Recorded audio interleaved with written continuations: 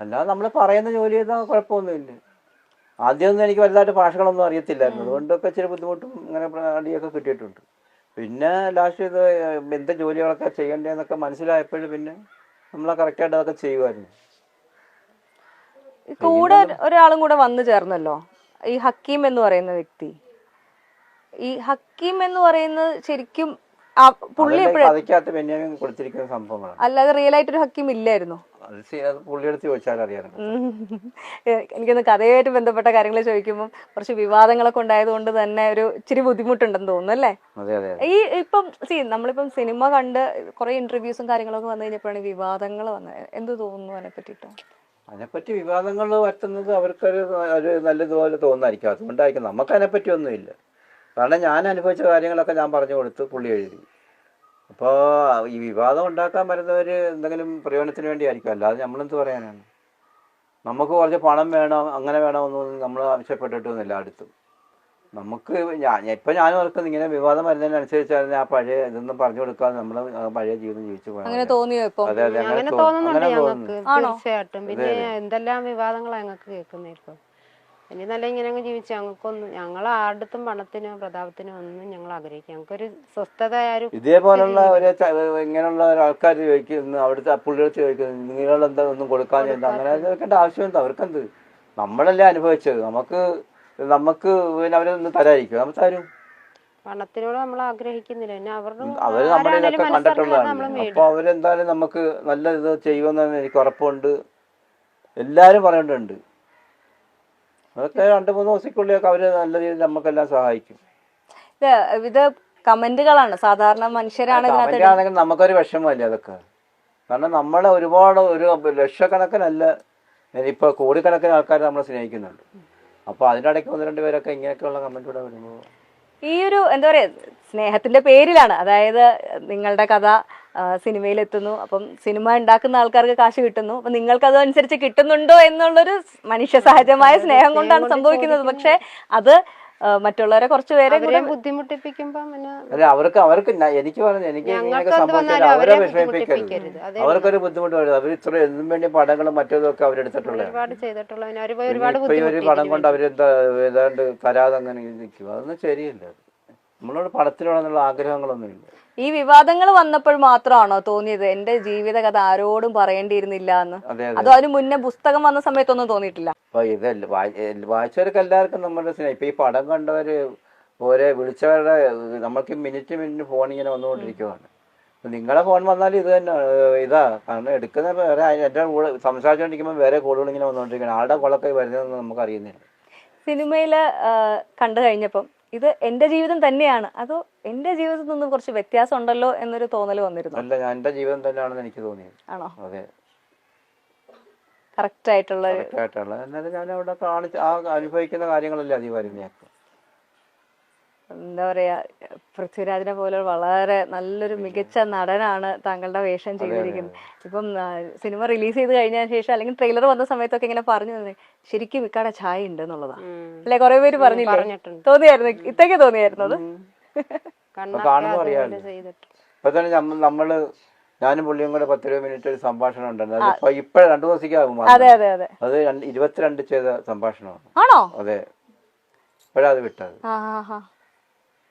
അന്നാണോ നിങ്ങൾ ആദ്യമായിട്ട് കാണുമ്പോഴുള്ള സംഭാഷണം? ലാസ്റ്റ് ഷൂട്ടിങ്ങിലാണ്.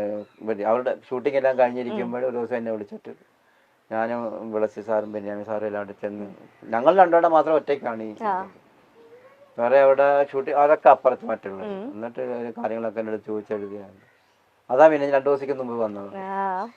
വളരെ സന്തോഷം തോന്നി കേട്ടോ, കണ്ടവർക്ക് ഞങ്ങൾക്കൊക്കെ ഭയങ്കരമായിട്ട് ഇഷ്ടമായി നിങ്ങൾ തമ്മിലുള്ള ആ സംഭാഷണം. ഞാനത് അന്നേരം ആലോചിച്ചത് നമ്മൾ പറഞ്ഞ കാര്യങ്ങളൊന്നും ഇതിനകത്ത് ഇതുവരെ വന്നിട്ടില്ലല്ലോ എന്നൊക്കെ ആലോചിച്ചപ്പോ 2 ദിവസം മുമ്പ് അത് വന്നു. കറക്റ്റ് സമയത്ത് പുറത്തു വിടാൻ വേണ്ടി വെച്ചോണ്ടിരുന്നായിരുന്നു തോന്നുന്നത്.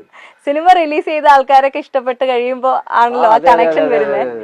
എല്ലാവർക്കും മനസ്സിലായി. കാരണം അത് പിടിച്ചു വെച്ചിരുന്നായിരുന്നു അത് പറയാനുള്ളത്. ഇപ്പൊ ഒരു 1000 എന്തായാലും 10,000 അല്ല ലക്ഷക്കണക്കിന് ആൾക്കാർ ഈ സംഭാഷണം എന്നെടുത്തായിരുന്നു പറഞ്ഞ് എന്നെ വിളിച്ചിട്ടുണ്ട്. വിളിക്കുന്നതിനൊക്കെ ചോദിച്ചാൽ എന്നെടുത്ത സംഭാഷണമായിരുന്നു, പൃഥ്വിരാജായിട്ട് എന്നാ കണ്ടുമുട്ടിയത് സംഭാഷണം എടുത്തത്?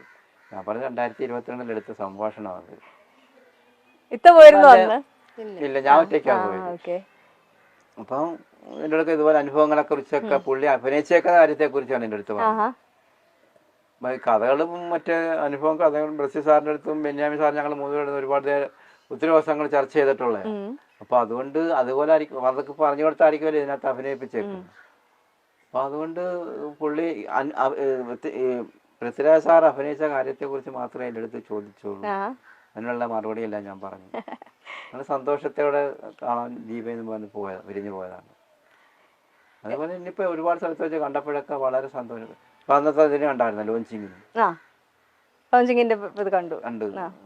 എന്നെ കെട്ടിപ്പിടിച്ചോണ്ടൊക്കെ നിൽക്കുന്നുണ്ട്. അപ്പൊ നല്ല സ്നേഹവും നല്ല ഇതുമാണ് എല്ലാവരും. ആ ലോഞ്ച് ഇവന്റ് ഒക്കെ പങ്കെടുത്ത സമയത്ത് എന്തായിരുന്നു മനസ്സിലെ ഫീലിംഗ്? കാരണം ലാലേട്ടനും AR റഹ്മാനും എല്ലാരും ഗ്രാൻഡ് ആയിട്ടുള്ളൊരു ഫംഗ്ഷൻ.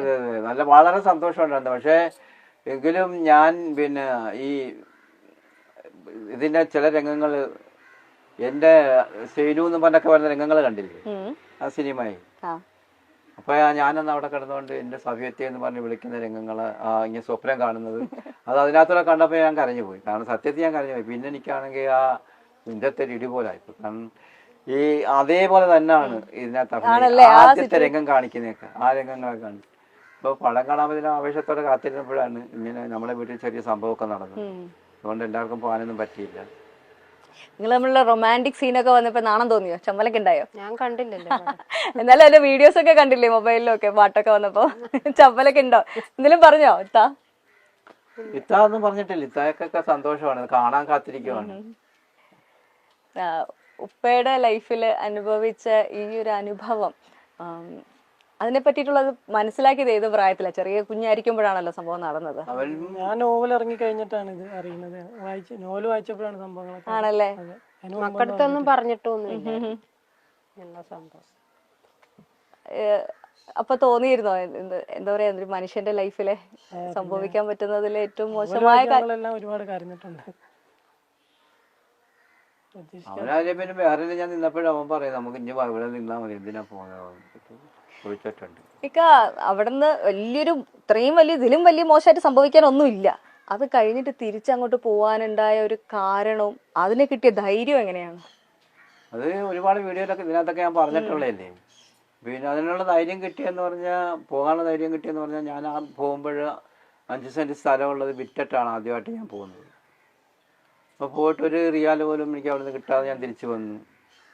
തിരിച്ചു വന്നപ്പോൾ മോന് നേരം 2 വയസ്സ് കഴിഞ്ഞു. മോന് ജ്യേഷ്ഠൻ്റെ കൂടെ അപ്പുറം താമസിക്കുന്നുണ്ട്, അവരോട് ഒന്നിച്ച് താമസിക്കുന്നു. പിന്നെ ഇവിടെ 5 വർഷം നിന്നപ്പോൾ ഒരു കുട്ടിയും കൂടെ ആയി, ഇപ്പോൾ 2 ആയി. പിന്നെ നമുക്ക് എവിടെയെങ്കിലും 5 സെന്റ് സ്ഥലം ഒരു വീടൊക്കെ വെച്ചിട്ട് മാറണ്ടേ, അല്ല ഇനി നമ്മുടേതായിട്ടൊരു കുടുംബം വേണ്ടേ.